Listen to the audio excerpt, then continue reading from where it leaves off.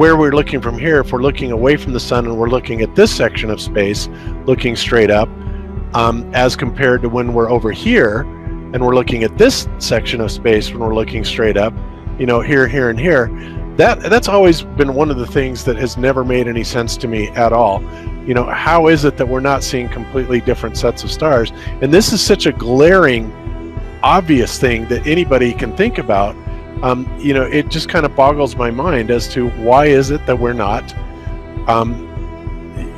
What is their explanation for this? Do you have any idea, John? There is none. There is no explanation for it. And technically, the way that the solar system's laid out, the ecliptic plane that the Earth supposedly orbits around is offset to the sun's path of orbit, or the galactic plane, by 60 degrees. So that means that the Earth should be like northwest of the galactic equator in, say, the summer, and it should be southeast of the galactic equator in the winter. And yet, and just like she's showing in this diagram here, we should have completely unique sets of stars at nighttime during each season. Yet we can see all of the same stars from somewhere on Earth all year long. And there is no explanation for this except for the fact that astronomers are apparently retarded. No offense.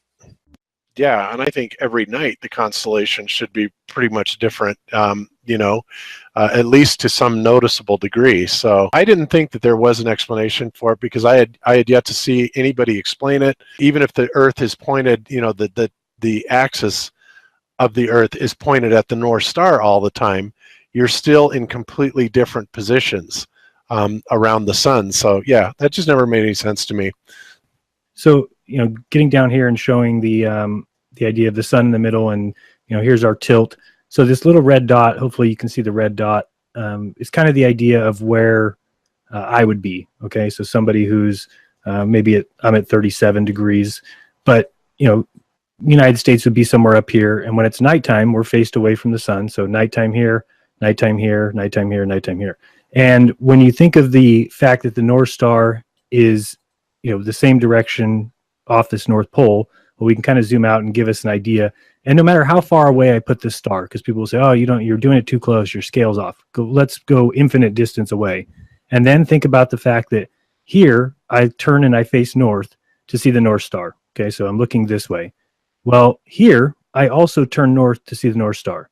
So anybody who doesn't see that there's a problem with the fact that this star here remains in the same spot in my sky, regardless of where I am in the orbit of Earth, no matter how far I put this star, it doesn't fix the fact that I would have to look this way, which is not north. And, if I'm facing this direction, well, as the Earth spins, I'm going to turn. This is how the turn, if I'm facing north, well, as this Earth spins, I'm going to spin with it like this, meaning if I'm facing this way, then I'm facing this way, then I'm facing this way, then I'm facing this way. So how can there be a star that is lined up with this North Pole that doesn't change its perspective if I'm going in this distance? And again, this is a 595 million mile orbit in a year, and then you add decades and stuff on top of that, and it just becomes a crazy thought. Does that make more sense, or does that kind of show it a little better? No, you're absolutely right, and I totally agree that even overnight, facing north, like say right after sunset, facing north, say 12 hours later on the equinox, right before sunrise, you'd be facing in the opposite direction. So yeah, I totally agree that north it's relative. In a heliocentric ball Earth model, it's relative direction in space, depending on what time it is, right? And so yeah, the North Star is a really, really excellent proof that the globe Earth model's wrong. And technically, you could triangulate, based on your latitude, assuming a spherical Earth, you could triangulate on Polaris, from dusk until dawn, and I don't think it would come out to be 25 quadrillion miles or whatever. It actually comes out to the same as the sun, 3590 something. Or Bob, you know the number. 3415.9, 3415.9 miles. Right.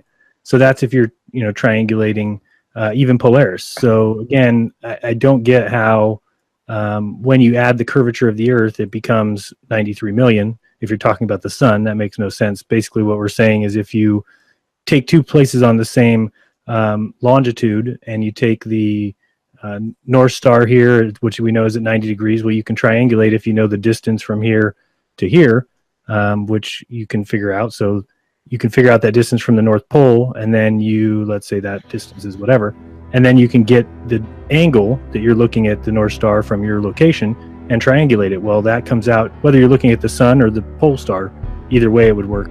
And when you do that, it comes out to about 3,500 miles. And then all of a sudden, for some strange reason, if you add a curvature like this instead, now all of a sudden it's 93 million miles. Somebody needs to explain that to me, because it doesn't make any sense.